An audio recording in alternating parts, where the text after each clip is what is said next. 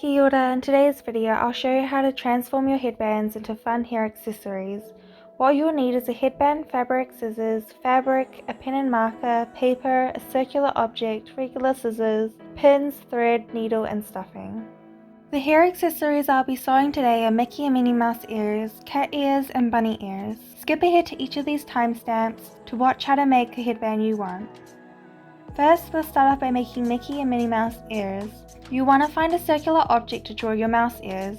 If you are using black fabric like me, you will need to draw your template out on some paper and pin that to your fabric. So you want to start by drawing a circle, then grabbing your headband to find where you want to place your ears and trace the curve of your headband.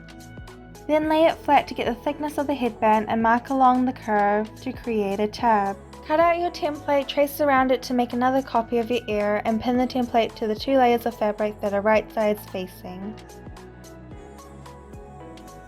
For first time sewers, you want to measure out 1 arm's length of contrasting thread so you can see where you've sewn, and feed it through the eye of the needle, then bring 2 ends together and tie a knot. You want to trim off the excess thread so it doesn't get in your way when you start sewing. Then you want to start sewing from one curve intersection to the other. Start off with 1 stitch into both layers of the fabric, bringing the needle in and out of the fabric, then feeding your needle through the closed loop you've created and pull firmly. Now we'll start sewing around the template we've drawn using a small running stitch. Sewing in and out of the fabric can be very time consuming. I recommend doing a whole stitch by weaving the needle in and out before pulling the thread to create a neater and more consistent stitch. You want your stitches to be similar in size.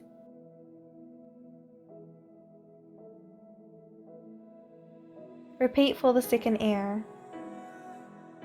Now we want to cut around our sewing, leaving some fabric tabs at the bottom as we'll use them to attach the ears onto the headband. Be careful not to cut the thread.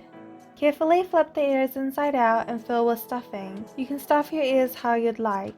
I choose to use the circle templates from earlier to cut the stuffing to shape, then folded it like a wrap and fitted it into the ears. Now we want to attach the ears to the headband and pin the tabs together.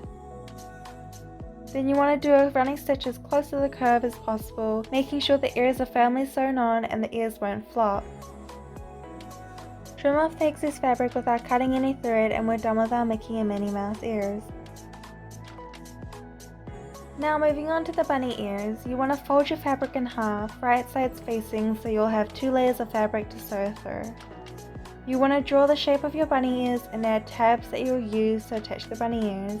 You want to pin the fabric together to stop it from moving around as we sew. We want the thread to be long so we don't need to stop sewing halfway to prep the needle again.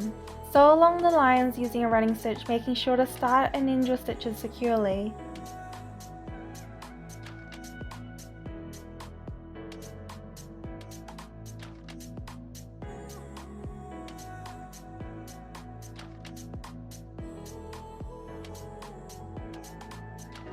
Repeat for the second ear. Cut around your sewing and gently flip your ears right sides out.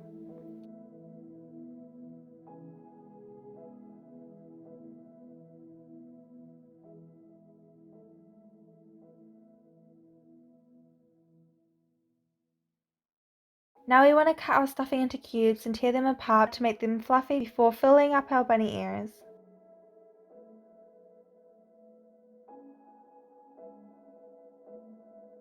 Place your bunny ears side by side in the center of the headband and pin the tabs together. You want to attach the ears using a running stitch or an overstitch.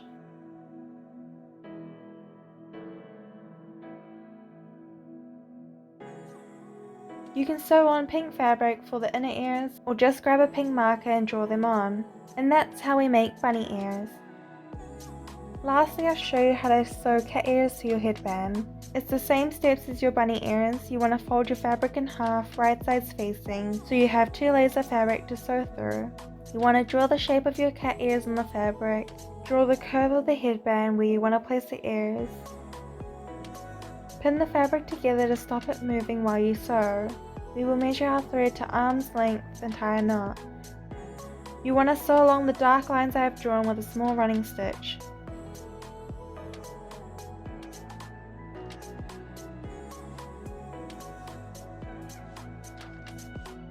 Once you're finished sewing, you want to cut around the ears, making sure to leave the attachment tabs. Flip the ears inside out and fill them with stuffing. Attach the ears with a running stitch or an overstitch. I recommend using an overstitch when you don't have enough fabric to pin the tabs together like what I've done here. For the overstitch, you are feeding the needle from the same side instead of sewing back and forth like a running stitch.